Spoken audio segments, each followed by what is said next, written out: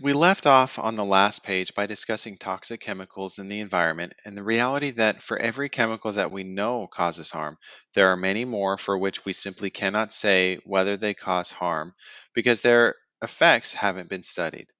This transitions us sort of naturally into our next section, which looks at the different guiding principles around how people make decisions about the environment. There are two major schools of thought when it comes to making decisions about whether to proceed with actions and innovations that could potentially cause harm. The difference between these two schools of thought hinges on the question of how much confirmation do we need that something is safe before we put it into action. The first school of thought, known as the proactionary principle, says that the risks of a particular action should be assessed based on whatever scientific evidence is available. If there is some uncertainty, then so be it, because the proactionary principle prioritizes things like freedom to innovate, the importance of economic growth and innovation, and national and international competitiveness in the global market. The precautionary principle, on the other hand, says that if there is uncertainty about whether a decision will cause harm, the right course of action is to hold off because the risk of harm is greater than the reward. If and when a robust body of evidence is gathered indicating that the decision is safe to pursue beyond reasonable doubt, only then does the precautionary principle say to move forward. As you can see, in the proactionary principle, the default is do, and the precautionary principle, the default is do not. Compared to the precautionary principle, the proactionary principle is more friendly to situations where little to no evidence is available because it assumes that by defaulting no on a decision, you're missing out on an opportunity that could bring economic or quality of life benefit. At the same time, some decisions do carry a significant risk of harm in the face of uncertainty. And so it's important to strike a balance between the proactionary principle and the precautionary principle. We don't want to continue to devastate the environment, but we also don't want to completely gridlock technological and social progress. While we are on the topic of guiding principles around environmental issues, it is also important to talk about different philosophies that people hold about what the environment is worth.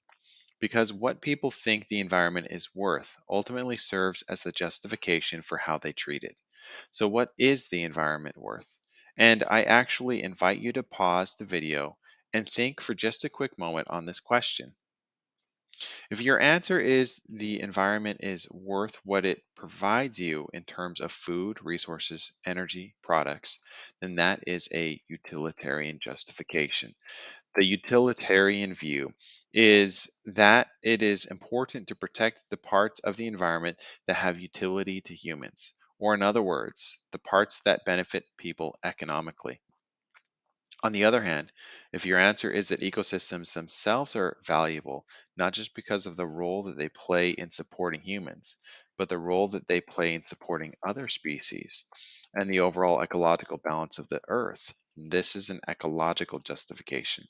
The ecological view is that the environment must be preserved because Earth's systems, from the water cycle to the ocean currents to the predictable changes of the seasons, have value that support life as we know it.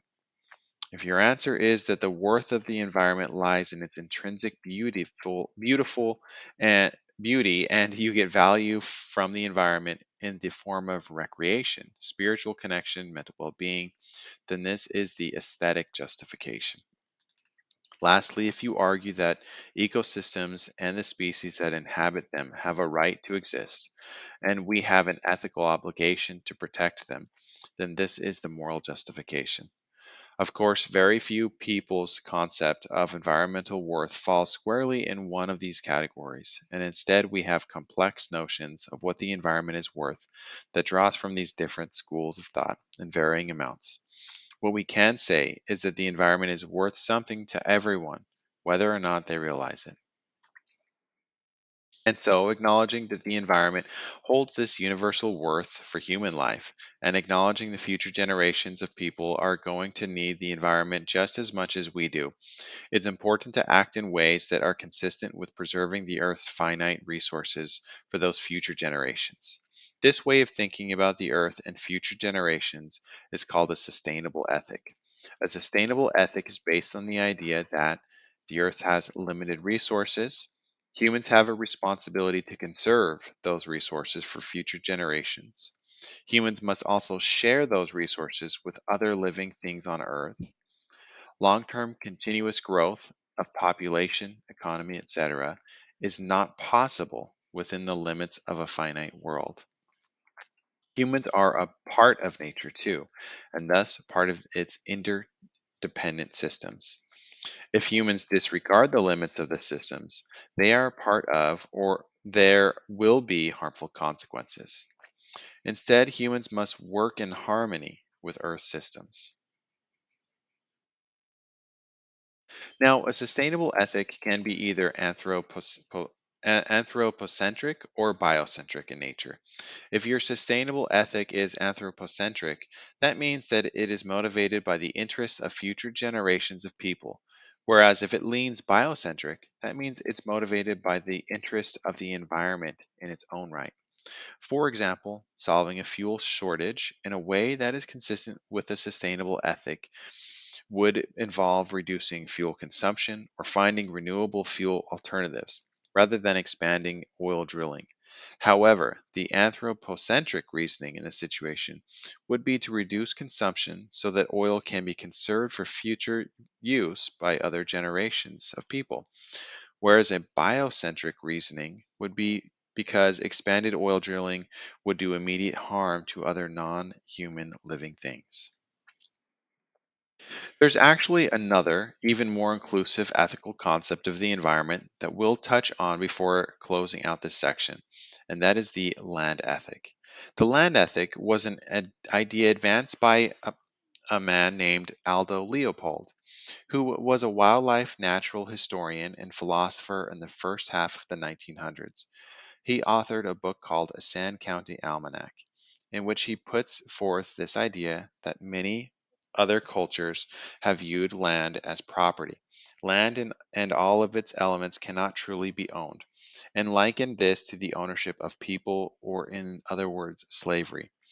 When he used the word land, what he really meant was ecosystems, and he argued that, like slavery, the idea of humans domineering over the land, including its soils, waters, plants, and animals, is immoral. His stance that it's wrong to consider the only worth of the environment to be its economic necessity to serve humans, and that even parts of the environment that don't serve humans ought to be preserved. His views can be summed up with the following quote from the Sand County Almanac. Anything is right when it tends to preserve the integrity, stability, and beauty of the biotic community. It is wrong when it tends to do otherwise. And if you haven't read the Sand County Almanac, I would highly recommend it. There is a lot of beautiful quotes that come from this book, as well as a elegant description of ecosystems.